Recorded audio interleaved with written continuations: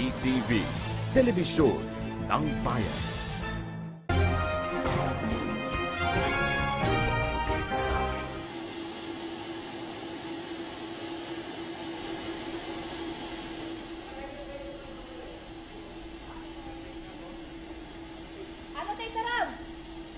Magandang hapon bansang Pilipinas. Ito po ang special coverage ng PTV sa official visit ni Japan Prime Minister Shinzo Abe dito sa Pilipinas. Ngayong hapon po ay lumagpag na mula sa Tokyo, Japan. Dumating na sa Pilipinas ang sinasakyang eroplano ni Prime Minister Shinzo Abe kasama ang kanyang may bahay na si Madam Aki Abe at ang kanyang delegates or business delegates mula sa Japan. Sa punto pong ito ating hinihintay ang pagbaba ng Prime Minister mula sa eroplanong yan. Si Prime Minister Shinzo Abe po ay magtutungong diretso sa palasyo ng Malacanang kung saan gagawaran ito ng welcome ceremony ni Pangulong Rodrigo Duterte. Habang ang kanya namang may bahay na si Madam Aki Abe ay magtutungo sa isang paaralan ng mga bulag.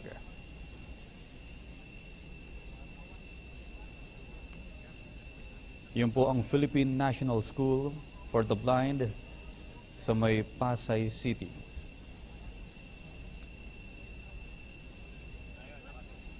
Mamaya po ay inaasahan ding tatalakayin ng dalawang leader o ni Pangulong Rodrigo Duterte at ni Prime Minister Shinzo Abe sa palasyo ng Malacanang ang mga pag-uusap patungkol sa mga infrastructure development na naispondohan ng Japan para dito sa Pilipinas. Gayon na rin po ang counter-terrorism sa rehiyon, drug rehab projects na nagpakita rin po ng interes ang bansang Japan, at maritime cooperation at development projects. Nananatili po ang bansang Japan na pinakamalaking bansa na nagbibigay ng official development assistance sa Pilipinas. Kung saan hanggang sa ngayon ang mga proyekto pong yan ay iniimplementa na. Kung maalala po, nung mga lipas na buwan, ay nagtungo rin mismo si Pangulong Rodrigo Duterte sa Japan at doon na nga niya inimbitahan si Prime Minister Shinzo Abe dito sa Pilipinas. Hindi lamang sa Metro Manila bibisita ang Prime Minister ng Japan, kundi siya rin po ay magtutungo sa Mindanao, partikular sa Davao City bukas or mamayang gabi. Bukas po ay magkakaroon ng expanded meeting ang Japan business delegates at Philippine business delegates kung saan hahatiran din sila ng state banquet Pangulong Rodrigo Duterte. Personal ding sinabi ni Prime Minister Shinzo Abe na nais niyang magtungo mismo sa mismong tahanan ni Pangulong Rodrigo Duterte sa Davao City. Bagay na sinabi ni Presidential Spokesperson Ernesto Abella na pagpapakita ng sinserong pakikipagkaibigan ng dalawang leader ng bansa. Hanggang sa ngayon po ay hinihintay po natin ang pagbaba sa eroplano ni Prime Minister Shinzo Abe kasama ang may bahay nitong si Madam Aki Abe at ang kanilang business delegates mula sa bansang Japan. At inaasahan po nating didiretso si Prime Minister Abe sa palasyo ng Malacanang. Ngunit ang kanya pong may bahay na si Madam Aki Abe ay magtutungo naman sa Pasay City, partikular sa Philippine National School for the Blind. Si Madam Aki po ay kilalang merong personalidad na malapit sa mga may kapansanan sa Japan.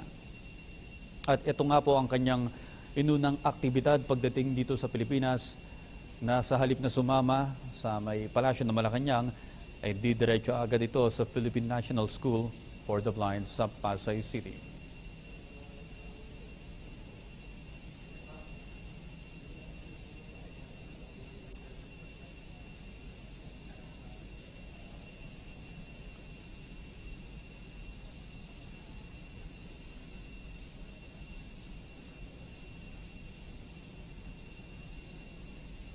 So ngayon po ay hinihintay na natin ang pagbaba ng mga delegado ni Prime Minister Shinzo Abe o ang business delegates mula sa Japan.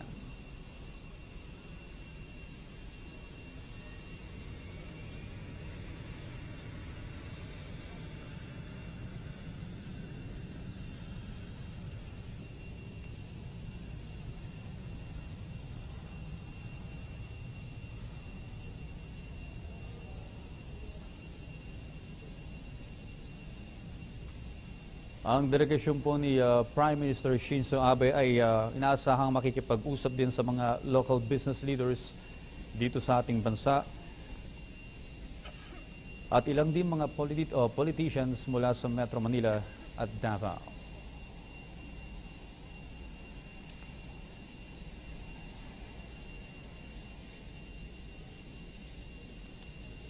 Ang gobyerno po ng Japan ay nananatiling pinakamalaking nagbibigay ng official development assistance sa ating bansa.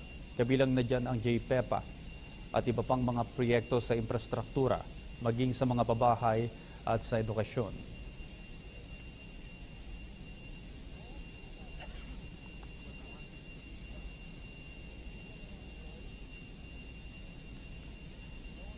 Mamaya rin pong hapon ay magkakaroon ng summit meeting at signing of agreements.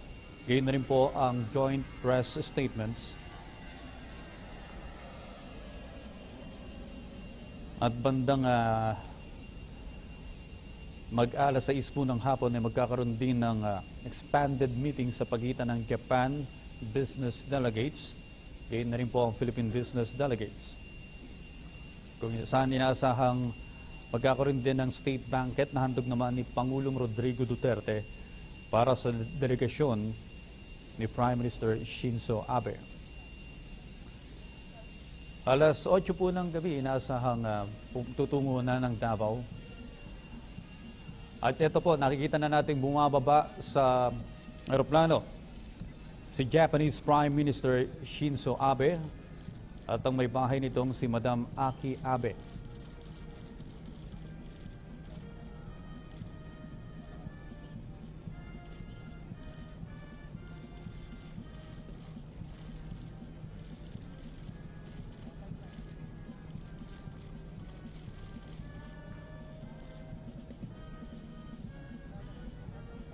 Sinalubong po ang Prime Minister ni DFA Secretary Perfecto Yasay.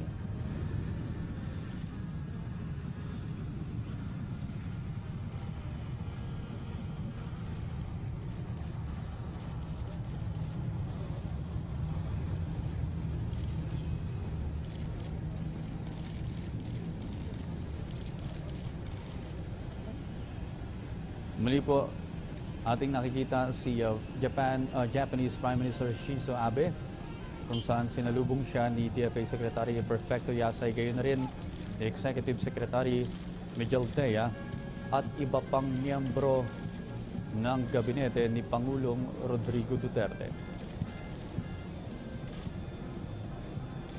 Kasama ng Japanese Prime Minister ang kanyang may bahay na si Madam Aki Abe, gayon na rin ang Japanese business delegates.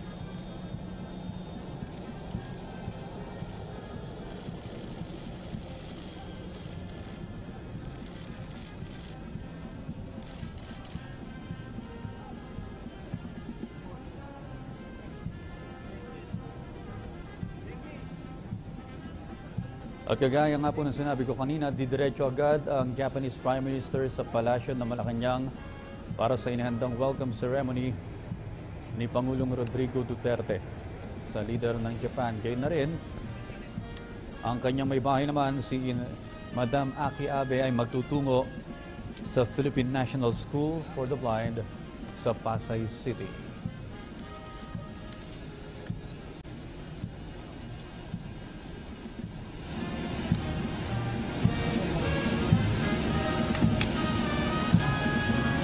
Patuloy po kayong umantabay dito sa PTV patungkol sa special coverage ng official visit ni Prime Minister Shinzo Abe sa bansa. Mamaya po abangan ang pag-uusap din ng dalawang leader kung saan inaasahang mapag-uusapan ang iba pang mga rehab projects, infrastructure development, maritime cooperation at iba pang mga development projects. Nakatakda ring pag-usapan ang counter-terrorism at iba pang mga proyekto ng Japan sa Pilipinas.